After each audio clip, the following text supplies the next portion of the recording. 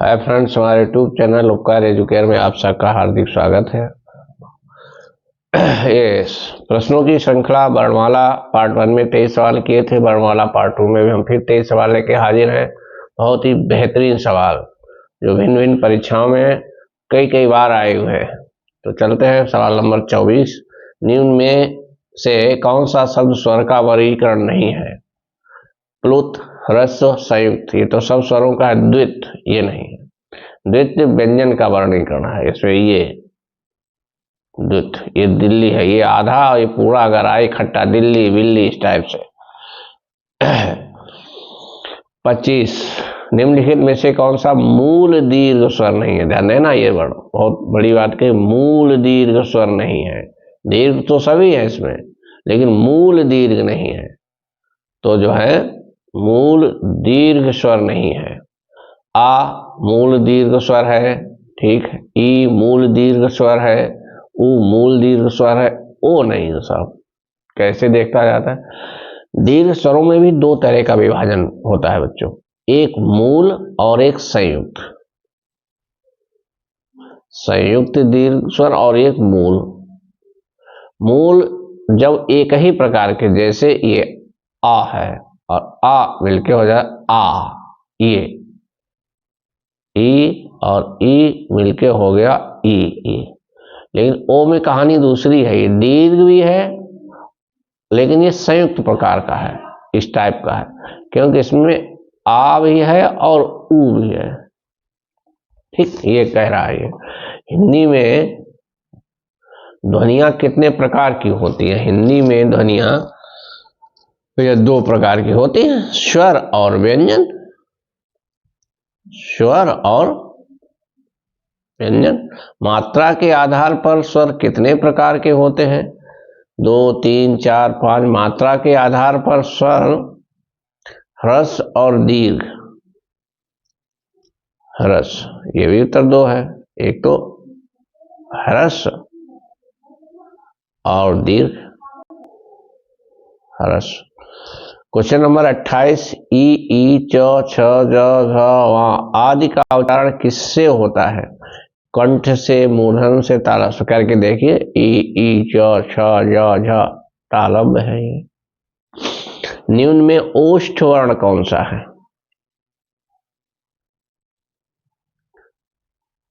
ओष्ठ वर्ण कौन है? आ है नहीं, आ है नहीं, ई है नहीं, ऊ ओष्ठ वर्ण है।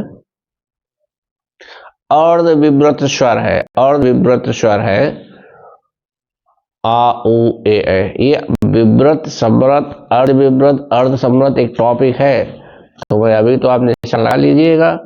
इसके जस्ट बाद आपको विव्रत, समृत ये सारा हम बना के बता देंगे, एक डायग्राम बना के बढ़िया से। ठीक। जिनकी ध्वनि केवल मुख से निकलती हुए है, अनुनासिक। द्रग का विश्लेषण है, ये द्रग लिखा है, द्रग का वर्ण विच्छेद ये इस तरीके से है।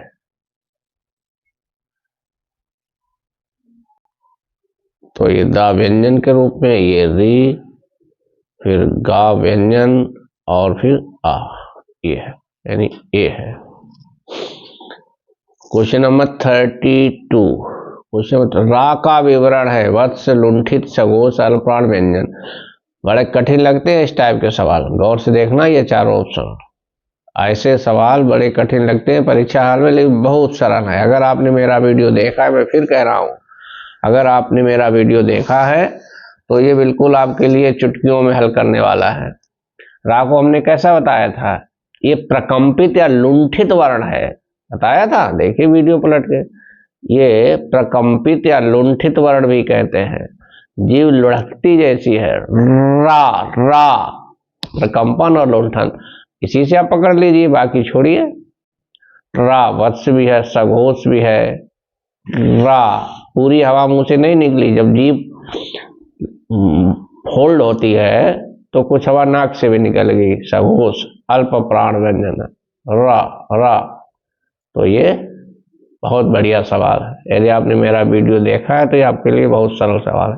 काकल वर्ण कौन सा? कल ही पढ़ा था भैया। हा, ये काकल, जो ये छोटी चिड़िया इसको बोलते हैं, इसको अलजीहा, छोटी जीव भी कहा जाता है। इसी काकल को, हा को ही एक और नाम दिया जाता है, अलजिहवी। अल माने होता है छोटा, जीवी वाले जीव से बोली जाने वाली। सभी स्पर्श व्यंजन कौन से वर्ग में आते हैं? एक ही बढ़िया सवाल है। कारा, लाहा, नो, या, सा, नो, काचा, पादा। एक्चुअली ये टा है, एक्चुअली टाइपिंग एरर है, तो यही उत्तर होगा। का वर्ग, चा वर्ग, पावर, टावर स्पर्श व्यंजन वर्गीय भी होते हैं। कंठ तालव्य कौन सा है? कंठ भी ताल भी तो ए होते हैं, आपको याद है बिल्कुल। स्पर्श व्यंजन कंठ ध्वनि सघोष और महाप्राण। वेरी गुड, बेहतरीन सवाल है। जितने भी आपने चैनल 3-3, 4-4 हजार के, 2-2 हजार के खरीदे हैं, मिलाइए सवाल, आप मिलाइए, खुला चैलेंज है आपको। ये आम आदमी की जो है पाठशाला है, बिना पैसे की, फ्री वाली। स्पर्श व्यंजन भी है, कंठ भी है, अघोष भी है, महाप्राण भी है। चारों विशेषताएं हो। का, खा, गा, घा ये सारे स्पर्श है। का, खा, गा, घा ये सारे कंठ भी हैं। और महाप्राण है। तो का और गा फिर एलिमिनेट हुई, तो अल्प प्राण है। क, ग अल्प प्राण है, खा और घा महाप्राण है, 2 हो गए। अब हमें अघोष और सघोष में देखना है। तो प्रत्येक वर्ग का पहला दूसरा वर्ण अघोष होता है। कल हम लोगों ने पढ़ा था।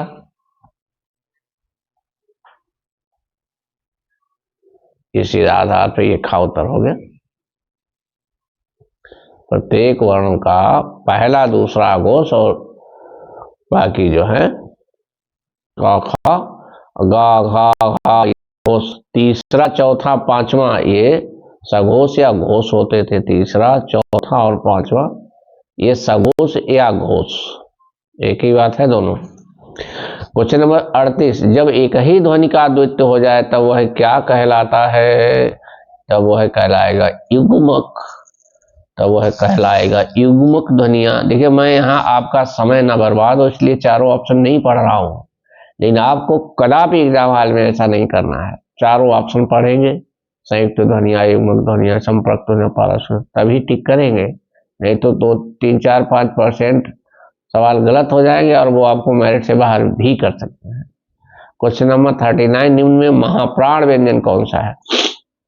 त, द, भा, मा। अरे बोल के देख लीजिए, त, द, म सब अल्पप्राण है, भा महाप्राण है। मध्य स्वर कहलाते हैं। मध्य स्वर ऊ को, ई को, ई को, आ को, आ मध्य स्वर है। ये मध्य स्वर की कंसेप्ट जब समृद्ध विमृत आप पढ़ेंगे तब क्लियर होगी। थोड़ा रफली हम आपको अभी बता देंगे। निम्न में कंठ वर्ण, इसको निशान लगा दीजिएगा, अभी एक्सप्लेन है सवाल को इसको। चलिए, जो है निम्न में कंठ वर्ण है, मतलब जैसे ये कंठ कौन सा है? तो अ और हा विसर्ग वाला आहा, ये कंठ है। र, म का रूप क्या है? ये रा जो है अर्ध है और मा पूरा है, तो ये इसका रूप क्या होगा? ये तो भैया ये है नहीं, ये ऐसे है, ये टाइपिंग एरर है, सही कर लें आप लोग, ऐसे, और यही उत्तर है। रा मा का रा आधा और मा पूरा। प्रा में पूर्ण वर्ण है। प्रा में पूर्ण वर्ण है, बड़ा अच्छा सवाल है। प्रा में पूर्ण वर्ण क्या है? पा है कि रा है कि दोनों है? दोनों तो नहीं है, ये भी नहीं है, अब पा रा में से एक ही है। अब बताइए, प बोल के देखिए, प, प्र, प्र, प्रा, प्रा। देखिए रा निकल रहा पूरा, लेकिन पा रा नहीं निकल रहा है। अगर पा पूर्ण होता तो हम ऐसे लिखते,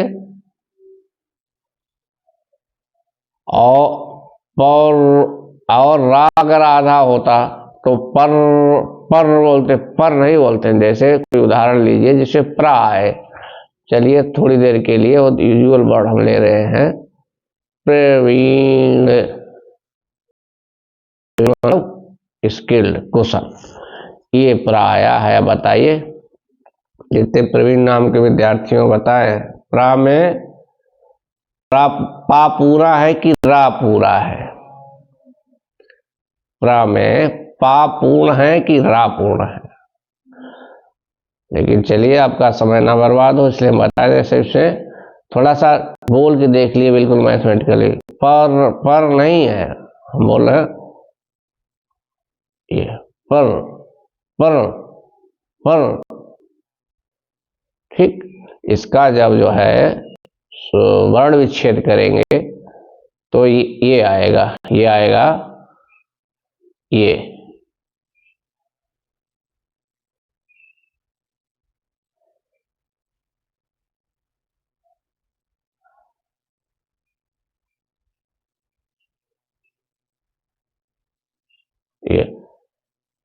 आएगा पर और ये वर्ण विच्छेद है तो इसका उत्तर है रा।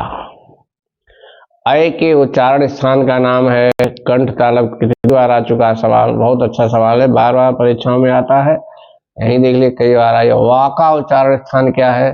दंत नो, ओष्ठ नो, कंठोष्ठ नो, दंतोष्ठ। ये अंतस्थ व्यंजन कहे जाते हैं यार। अलावा भी मतलब इनको या वा को अर्ध स्वर भी कहते हैं कि पूरी तरह से होठ और दांत मिलते नहीं लेकिन मिलने की मुद्रा में जाते हैं। क्वेश्चन नंबर 43, इनमें से कौन सा संयुक्त व्यंजन नहीं है? संयुक्त व्यंजन है ये का और सा से मिलके बना है। त्रा ये ता और रा से मिलके बना है। ज्ञा ये जा और वहां से मिलके बना है। ये फा नहीं है। किस वर्ण का उच्चारण सर कंठ तालु है? फिर आ गए भैया ये। क्वेश्चन नंबर 45, निम्नलिखित में से कौन सा संयुक्त स्वर है? एक नहीं, देखो पूछने का तरीका है, सवाल को थोड़ा सा वजनदार बना दिया है। ए री, तो री तो संयुक्त तो नहीं है, तो ये ऑप्शन नहीं हुआ। और क्वेश्चन नंबर और उसमें भी संयुक्त स्वर ये है, संयुक्त स्वर पूरे नहीं, आ नहीं है इसमें, तो ये ऑप्शन भी नहीं है। आ ये भी संयुक्त नहीं है, ये तो दीर्घ है पर संयुक्त नहीं है, तो ये भी नहीं हुआ। हाँ, ये चारों को चारों संयुक्त है। क्वेश्चन नंबर 46, निम्न में से कौन सा व्यंजन पार्श्विक है? पार्श्विक ला है, कल ही तो पढ़ा था। तो ये वर्णमाला पार्ट 2 के भी 23 सवाल फिनिश। कमेंट जरूर करिए और कंपेयर करिए। लाख लाख जिनके सब्सक्राइबर है, मिलियन है, आपने 2-3 हजार रुपया खर्च किया है, उनसे कंपेयर करिए। ये तो शुरुआत है, ठीक आगाज है, अंजाम तक आप देखिए क्या होता है। और पुलिस सिपाही परीक्षा के विद्यार्थी कतई परेशान ना हो, सिपाही एग्जाम वाले बच्चे कतई परेशान ना हो। हिंदी की कॉन्सेप्ट और प्रैक्टिस हमारे रहते हुए आपके 37 में से 35 सवाल सही होने चाहिए। 37 में से 35 सही नहीं किए तो मैं समझूंगा मैंने पढ़ाई अपनी ठीक से नहीं करी है। जो भी बच्चे हमसे जुड़ेंगे, हम 37 से 35 को उनको पक्का भरोसा दिलाते हैं। और 2-3 प्रैक्टिस सेट करके देखिए मेरे साथ आप। हिंदी की सारी कंसेप्चुअल क्लैरिटी, एक लेक्चर होगा, लेक्चर के बाद प्रैक्टिस सेट होगा, और ये प्रैक्टिस सेट सब PYQ है, प्रीवियस ईयर क्वेश्चन। ठीक, तो अभी तो ये 1-2 वीडियो आए हैं, इनको शेयर सब्सक्राइब करिए और बस केवल एक बार आप जो 1000 सब्सक्राइबर पे पहुंचाइए ताकि हम लाइव होना शुरू हो जाए। घर बैठे आप पढ़िए। और एक विशेष सुविधा हमारे यहाँ, क्योंकि अभी हम लोग शुरुआत कर रहे हैं, ऑनलाइन में जो कमियां हैं उसे हम लोग ऑफलाइन के द्वारा दूर करेंगे। जैसे वीकली टेस्ट होना, वीकली डाउट सेशन लाइव होना आमने सामने ऑफ क्लासेस में, संडे टू संडे, ये अलग से रहेगा। तो चलिए आज इतना ही, और इंतजार कीजिए अगले टॉपिक का। हम जो है 4-5 दिन में हिंदी के सारी वीडियोज आपको पोस्ट कर देंगे। Thank you very much.